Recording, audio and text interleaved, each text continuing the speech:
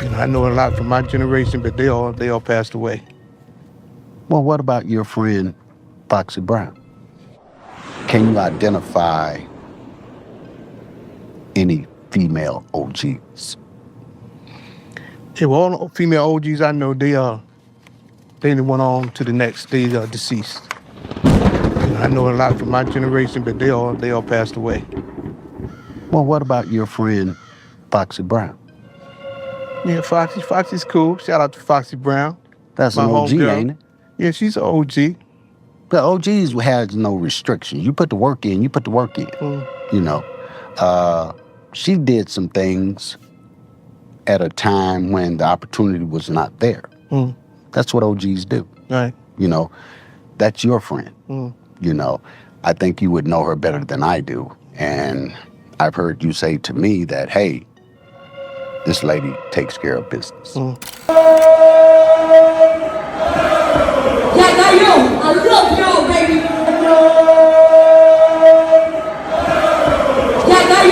Let's stop it right there for a second. We have the famous Stone Cold host, HBO producer, Mr. Rick. And we also have Fashion, the one and only main attraction. Fashion is an East Coast Don. He is the East Coast Don. You must understand and get to know this. Foxy Brown, the iconic Foxy Brown, is actually friends with the iconic, the OG, the quadruple OG, Fashion, the main attraction. Fashion, the main attraction, has seen Foxy Brown come up through the ranks, along with his prestigious, undeniable, iconic nephew in Prodigy from Mobb Deep. He's seen Foxy come up through the ranks. Foxy Brown and Fashion has a unbreakable bond that most people do not understand and cannot comprehend. So, in my mind, that's the beginning of an OG.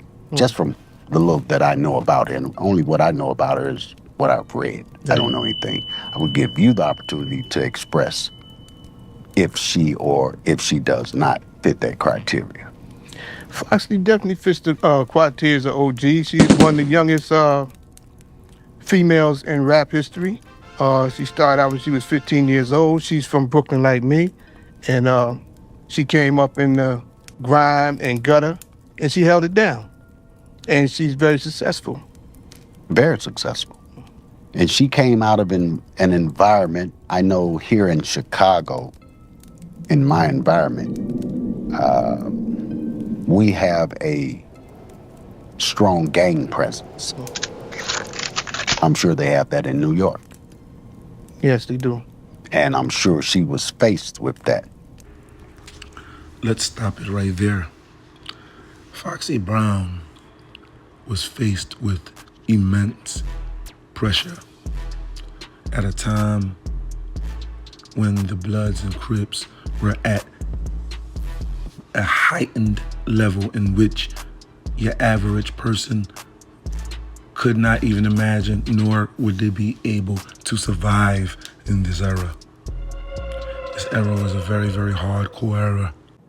The way this thing started today in New York, like with the Bloods and the Crips and the Yettas and all these different gangs here, I happen to really know why that really started real hard in New York, because I was incarcerated at the time when that Blood thing started.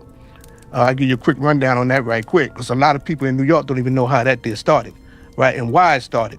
But like I said, prison is a bad place to be. I was on Rikers Island, which is New York City most notorious holding cell. Pre-trial prisoners go there before you get sentenced and go upstate. And the gangsters, not OGs, but gangsters, at that time, they was running the phones and everything like that. So you couldn't get on the phone if you wasn't no gangster. If your baby was wearing red around these times, there was a good possibility your baby might get $1.50 across your child's face, and $1.50 is a razor going across your child's face. Foxy Brown was in the middle of it all. Foxy Brown, homeboy, for those who don't remember, was the homeboy corrupt. I know a little bit about gang warfare because I do have stature myself in understanding that Blue Nation. I also have stature as far as family members in understanding that Red Nation. Foxy Brown held it down. Foxy Brown was around corrupt when it was going down. Foxy Brown held it down. She was in the middle of a lot of controversies. And she came out like a phoenix through all of the controversies, through all of what this young icon had to endure. By her lonesome, she did it. And she is now stamped an OG by the quadruple OG himself, Fashion. We must pay homage to our OGs and our communities. That's what we call the mic, the jack, and the phone is the most serious thing in prison. You know what I'm saying? The lifeline. Yeah, it's your lifeline. Without that, you're dead. People have died in prison over that phone. Yes, sir. Many people, I'm just gonna say people, many people have died. I've seen it in that prison setting over the phone. So a lot of the blacks had control of the phone, all right? And the Latin brothers felt they wasn't getting their share of the phone. So what they started doing on Rackers Down, they start forming together and start transforming on black brothers, start jumping them and stuff like that, right? So then that's when the blood started, you know, to equalize what was going on with the Latino brothers jumping on the black brothers and cutting them and stuff like that. Yeah, I'm not even gonna go into a whole long thing about it, but that's how that started and got out of control. It started out as something positive in the beginning, and then it just got out of control as to where it is now. So that spilled over into the streets? Yes. So it wasn't in the streets and spilled over in the prison? It started in the prison.